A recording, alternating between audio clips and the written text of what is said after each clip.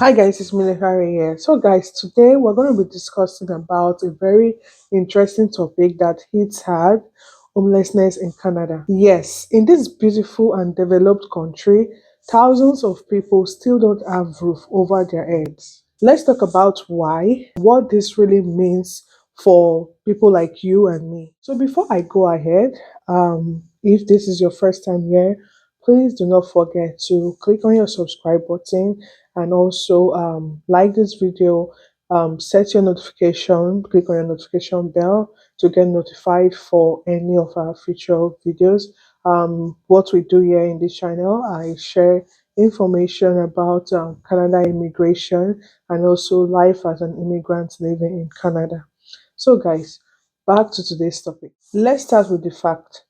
Every year in Canada, over 235,000 people experience homelessness. On every given night, over 35,000 people are sleeping either in the shelter or temporary housing or directly on the streets. And this is not just happening in Toronto alone or Vancouver.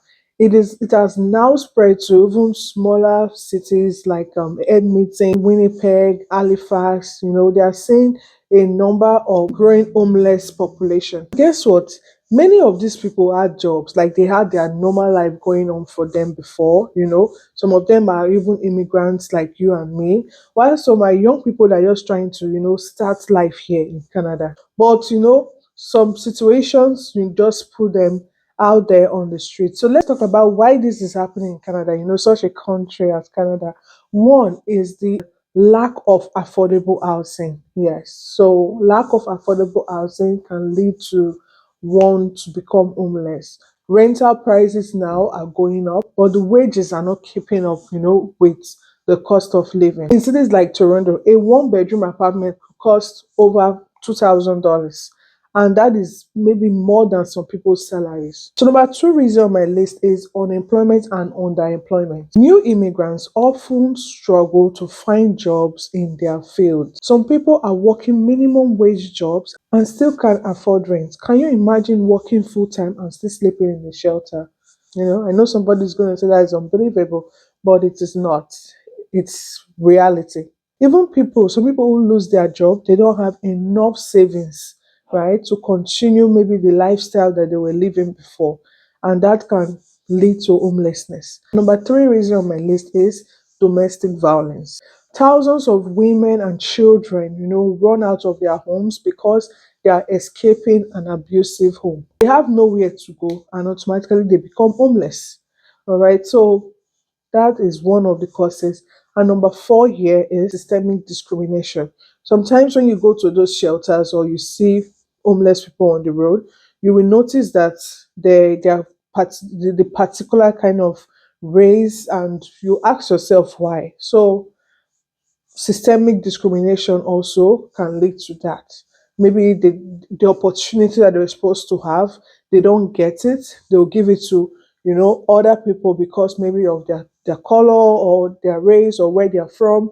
And that also contributes to someone being homeless. And number five on my list is mental health and addiction.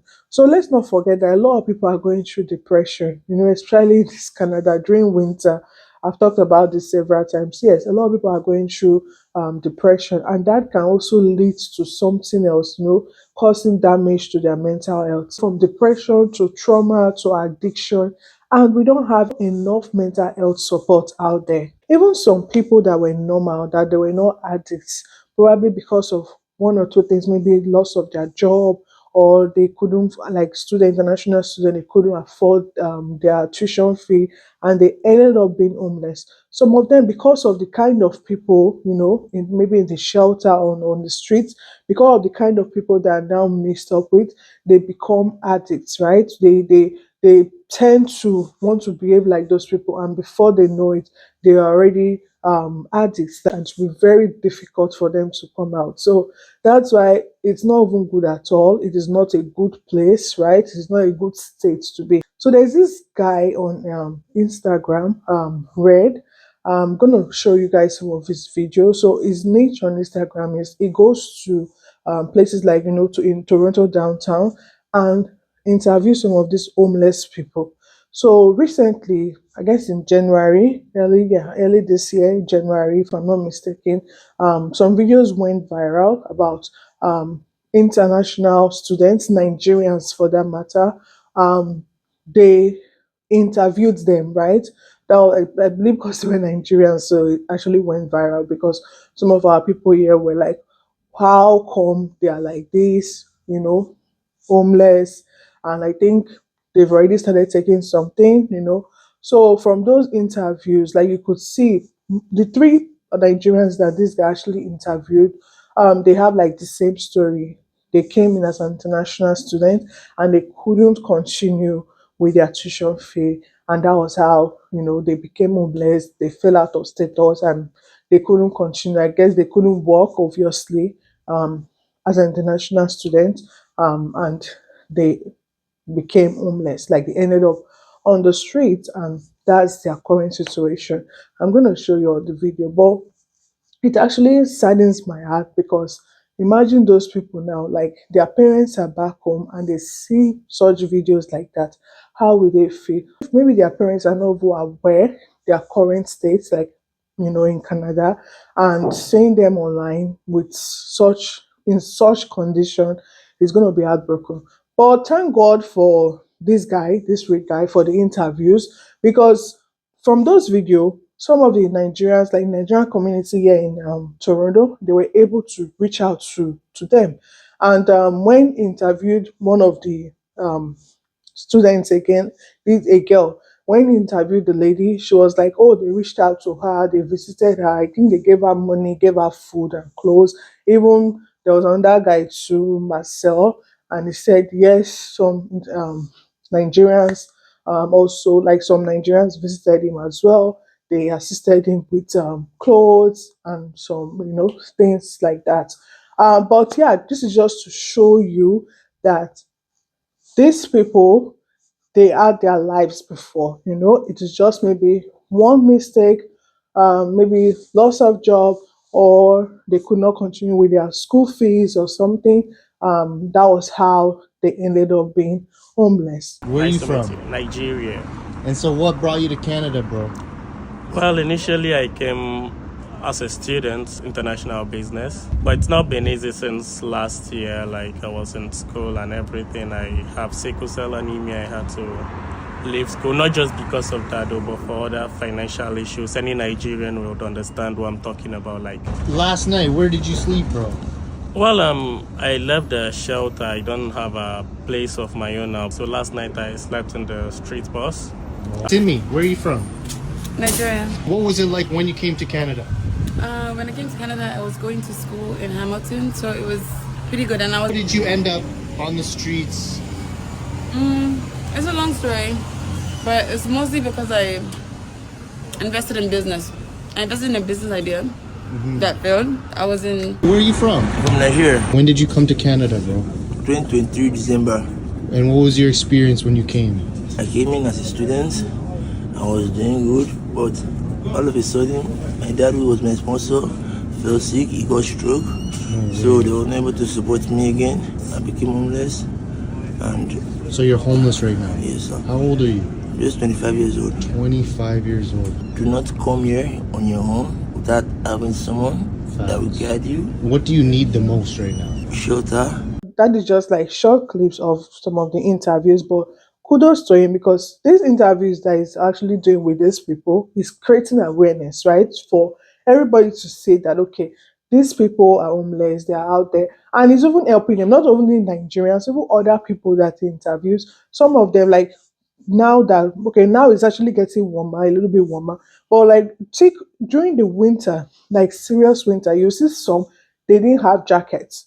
So through the comment section, you see somebody will be like, oh, how can I meet you? I have a jacket for this person. I have this for this person. So even with this interview, he's creating awareness. He's making other people help them as well. So it's not that some people might think that, oh, these people are lazy because they are homeless. No, not all of them are actually lazy or made bad choices. Because I know we humans, most times we are quick to judge. When you see somebody like that, oh, where were you? Why did you waste your time? Or why didn't you maybe make the right decision? Sometimes it is not always like that, right? Like those students that couldn't continue with their tuition fee, even some, immigrants that maybe refugees and they were promised a good life, but something else happened and yeah, they became homeless.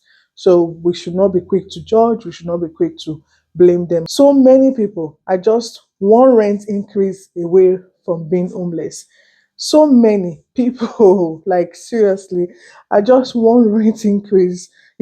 Some also, once they lose their job like this, nowhere to go. All right, so let's talk about what the government of Canada, like, what are they actually doing about this? So the government has tried programs like Housing First, building affordable housing units, and also funding shelters. But the truth is, it is not enough. It is not enough, especially for, should I say, Toronto, because of the population. Yeah, so the government is actually doing something, but probably because of the population, it's like it's not effective. There's a long waiting list for affordable housing, and the shelters are full already. Because some of these refugee people, like immigrants that come in and file as a refugee, most of them they stay in the shelter, especially if they don't have anybody, any of their relative. Let's say they come to Toronto and they don't have any of their relative here. First, for a couple of maybe weeks or months, they first of all stay in the shelter. Now they're using some hotels, some buildings as shelters for you to know how the population is. Not that the government is not doing anything, they're actually doing something, but because of the population, it looks like nothing is being done. More needs to be done, especially in cities with growing number of immigration, like Toronto, for example. Yeah. So, but we on our own part, we still have what to do, like how we can also assist, right? So, the government they are doing theirs. We can also assist one by voluntary services, donation. If you are in that, maybe you are okay and you have clothes that maybe you don't use or you have time, you can actually visit those shelters and volunteer, help and donate.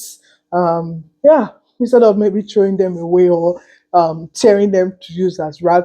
Anyways, depends on, because some people, I know some people are also spiritual, but yeah, yeah, that is also how we can actually assist.